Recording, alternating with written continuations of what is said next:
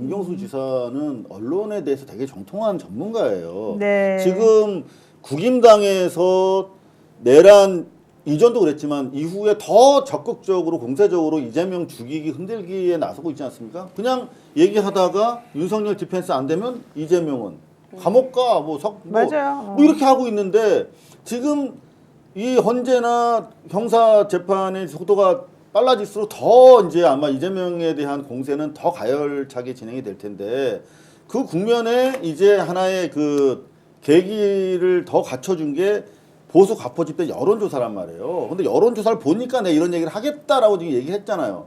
그러니까 국임당의 정치적 의도와 타이밍에 너무나 제대로 복무하고 있는데 그 본인이 몰랐겠는가. 그리고 실제로 보면 김동연이나 박용진이나 계속 그런 발언들을 지금 이 시점에 쏟아내는 거예요. 그게 악용될 줄 알면서. 따라서 그게 건강해 보이지 않는다라고 하는데. 네, 해피님께서 경수야 네가 민주당이나 당원 위에 한 게 뭐 있나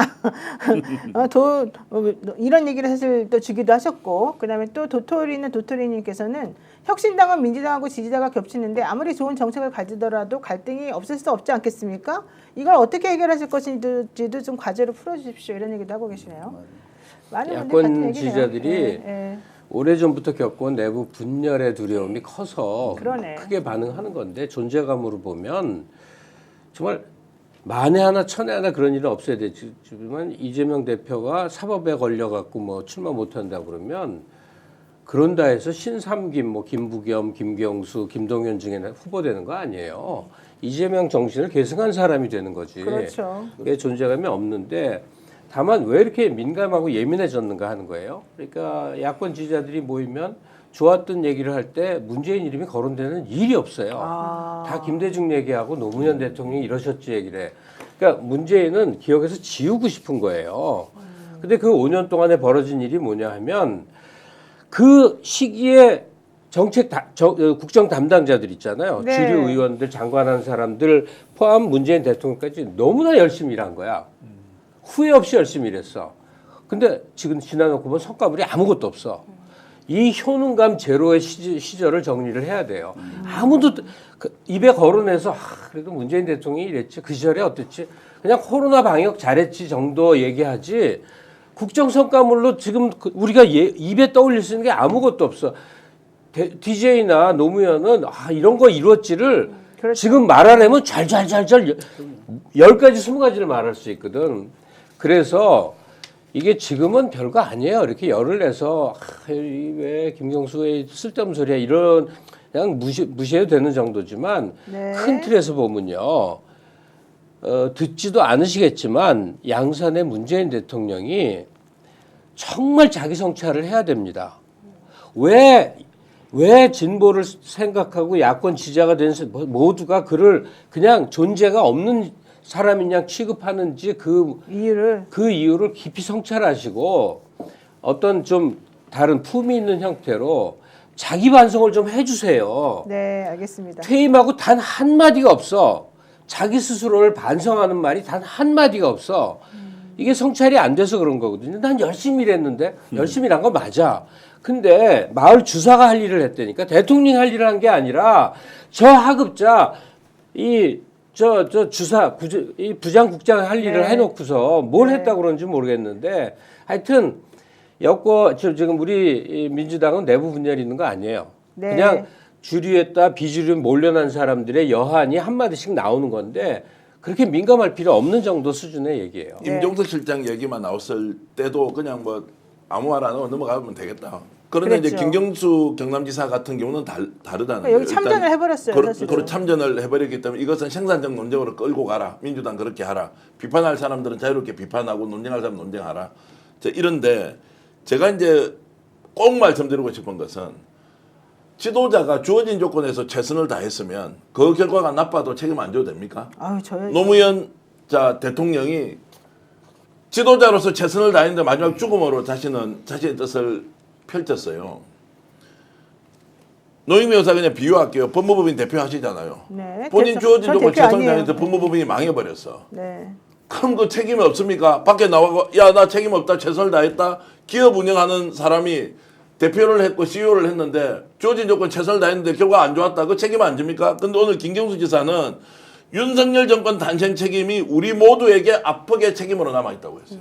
그게 말이야. 어떻게 우리 모두 아프게 책임을 지냐고. 그것은 책임이라는 것은 권한이 제일 많은 사람부터 져야 되는 게 문재인 책임이에요. 대통령의 책임이지 뭔 소리를 하고 있어. 그러니까 이게 못 받아들이겠다는 거예요.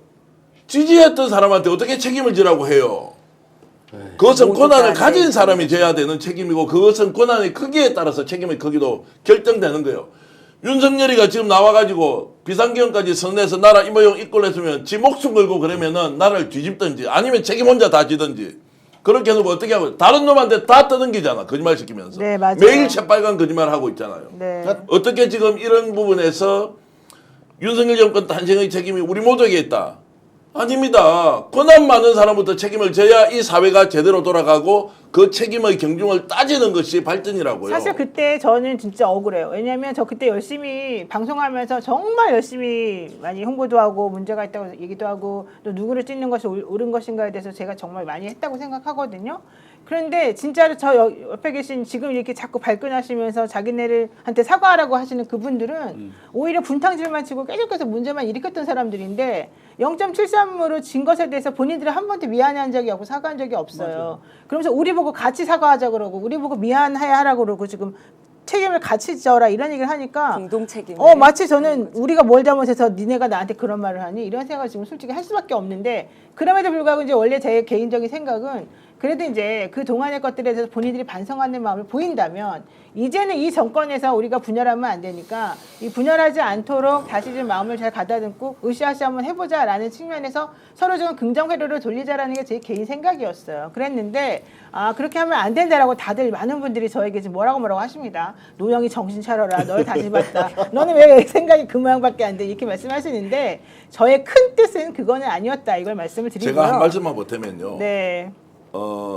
만약에 이 사람들이 이 나라가 내 나라였다. 이 나라가 내 것이었다.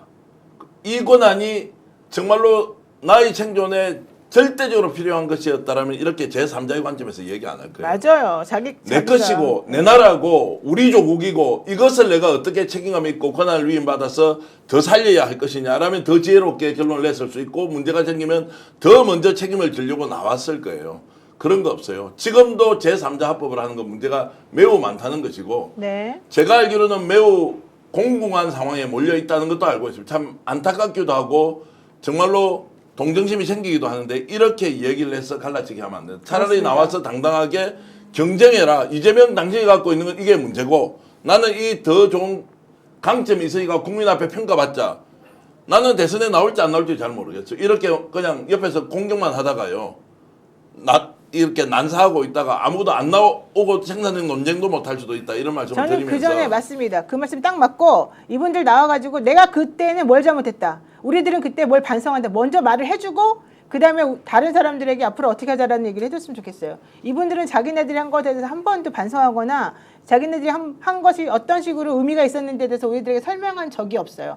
오로지 한쪽만 공격하는 용어로만 끝냈고 그러면서 결국 자기네만 잘했다는 얘기만 계속해서 해왔거든요. 근데 이제 마지막 순간까지 이렇게 했기 때문에 국민들이 그쪽 분들에게 마음을 안 여는 게 있어요. 근데 그렇게 해가지고 결국 대한민국은 또 도로 이렇게 될 수 있으니까 저는 그 부분은 조금 해결했으면 좋겠다라는 생각을 하고 일단 본인들이 뭘 잘못했는지 왜 그때 그렇게 행동했는지 하지만 앞으로 어떻게 할 것인지 분명히 생각을 좀 해줬으면 저 좋겠습니다. 개인적인 얘기 잠깐만 해도 돼요? 네.